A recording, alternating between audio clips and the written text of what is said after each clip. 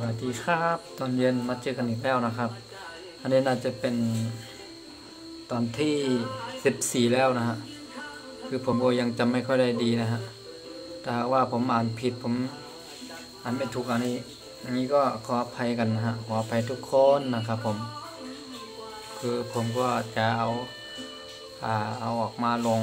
ที่ผมเท่าที่ผมจำได้นะฮะนี่คือเป็นภาษาไทยใหญ่ล้วนๆเลยนะฮะการเรียนรู้ภาษาไทยใหญ่ตอนที่14นี่แหละแต่มันก็มีบางคลิปบางเรื่องผมมาลงซ้ำๆกันก็ขออภัยนะครับมันเหมือนกันเนาะคือผมยังไม่ได้แก้ไขเลยนะไม่ต้องการใช้เวลาเนาะผมก็จะมาอ่านเลยตอนเนี้ยเห็นชัดไหมเอ่ย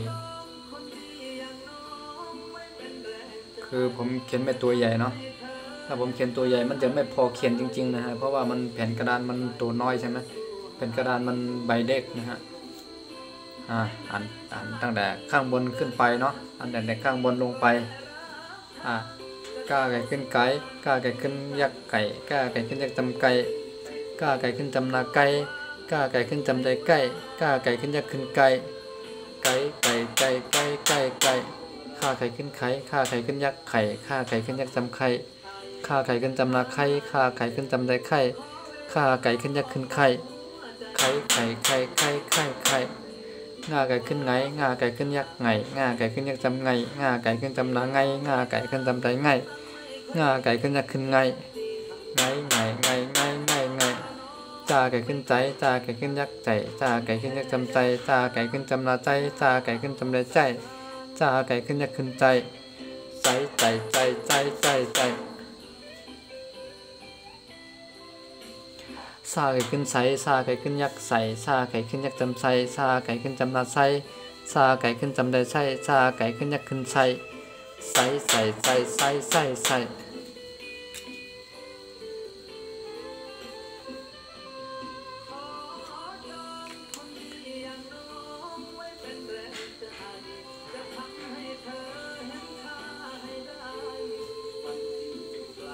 หญ้าไก่ขึ้นใหญ่หญ้าไก่ขึ้นยักษ์ใหญ่หญ้าไก่ขึ้นยักษ์จำใหญ่หญ้าไก่ขึ้นจำนาใหญ่หญ้าไก่ขึ้นจำได้ใหญ่หญ้าไก่ขึ้นยักษ์ขึ้นใหญ่ใหญ่ใหญ่ใหญ่ใหญ่ใหญ่ใหญ่ตาไก่ขึ้นไตตาไก่ขึ้นยักษ์ไตตาไก่ขึ้นยักษ์จำไตตาไก่ขึ้นจำนาไตตาไก่ขึ้นจำได้ไตตาไก่ขึ้นยักษ์ขึ้นไตไตไตไตไตไตไตท่าไก่ขึ้นไทยท่าไก่ขึ้นยักษ์ไทยท่าไก่ขึ้นยักษ์จำไทยท่าไก่ขึ้นยักษ์จำไทยท่าไก่ขึ้นจำนาไทยท่าไก่ขึ้นจำได้ไทยท่าไก่ขึ้นยักษ์ขึ้นไทยไทยไทยไทยไทยไทยไทยหน้าไก่ขึ้นไหนหน้าไก่ขึ้นยักษ์ไหนหน้าไก่ขึ้นยักษ์จำในหน้าไก่ขึ้นจำนาในหน้าไก่ขึ้นจำได้ในหน้าไก่ขึ้นยักษ์ขึ้นในไหนไหนไหนไหนไหนไหนป้าไก่ขึ้นไปป้าไก่ขึ้นยักษ์ไปป้าไก่ขึ้นยักษ์จำไปป้าไก่ขึ้นจำนาไปป้าไก่ขึ้นจำได้ไปป้าไก่ขึ้นยักษ์ขึ้นไปไปไปไปไปไปไปผ้าไก่ขึ้นไผ่ผ้าไก่ขึ้นยักษ์ไผ่ผ้าไก่ขึ้นยักษ์จำไผ่ผ้าไก่ขึ้นจำนาไผ่ผ้าไก่ขึ้นจำได้ไผ่ผ้าไก่ขึ้นยักษ์ขึ้นไผ่ไผ่ไผ่ไผ่ไผ่ไผ่ไผ่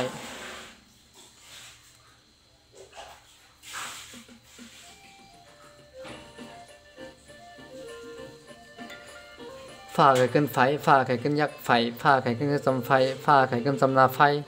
ฝ้าไก่ขึ้นจำได้ไฟฝ้าไก่ขึ้นยักษ์ขึ้นไฟไฟไฟไฟไฟไฟไฟไฟมาไก่ขึ้นไหมมาไก่ขึ้นยักษ์ไหมมาไก่ขึ้นยักษ์จำไหมมาไก่ขึ้นจำนาไหมมาไก่ขึ้นจำได้ไหมมาไก่ขึ้นยักษ์ขึ้นไหมไหมไหมยาไก่ขึ้นใหญ่ยาไก่ขึ้นยักษ์ใหญ่ยาไก่ขึ้นยักษ์จำใหญ่ยาไก่ขึ้นจำนาใหญ่ยาไก่ขึ้นจำได้ใหญ่ยาไก่ขึ้นยักษ์ขึ้นใหญ่ใหญ่ใหญ่ใหญ่ใหญ่ใหญ่ใหญ่ราไก่ขึ้นไรราไก่ขึ้นยักษ์ไรราไก่ขึ้นยักษ์จำไรราไก่ขึ้นจำนาไรราไก่ขึ้นจำได้ไรราไก่ขึ้นยักษ์ขึ้นไรไรไรไรไรไรไร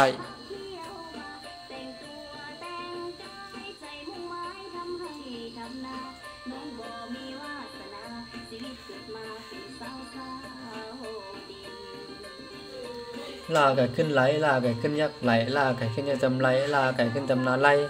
ลาไก่ขึ้นจำไดไหลลาไก่ขึ้นยักษ์ขึ้นไหลไหลไหลไหลไหลไหลไหลว่าไก่ขึ้นไหวว่าไก่ขึ้นยักษ์ไหวว่าไก่ขึ้นยักษ์จำไหวว่าไก่ขึ้นจำนาไหวว่าไก่ขึ้นจำไดไหวว่าไก่ขึ้นยักษ์ขึ้นไหวไหวไหวไหวไหวไหวไหวห้าไก่ขึ้นไหห้าไก่ขึ้นยักษ์ไหห้าไก่ขึ้นยักษ์จำไหห้าไก่ขึ้นจำนาไหห้าไก่ขึ้นจำไดไหห้าไก่ขึ้นยักษ์ขึ้นไหไหไหไหไหไหไหไก่ขึ้นไก่ขึ้นยักษ์ไก่ขึ้นยักษ์จำไก่ขึ้นจำนาไก่ขึ้นจำได้ไก่ขึ้นยักษ์ขึ้น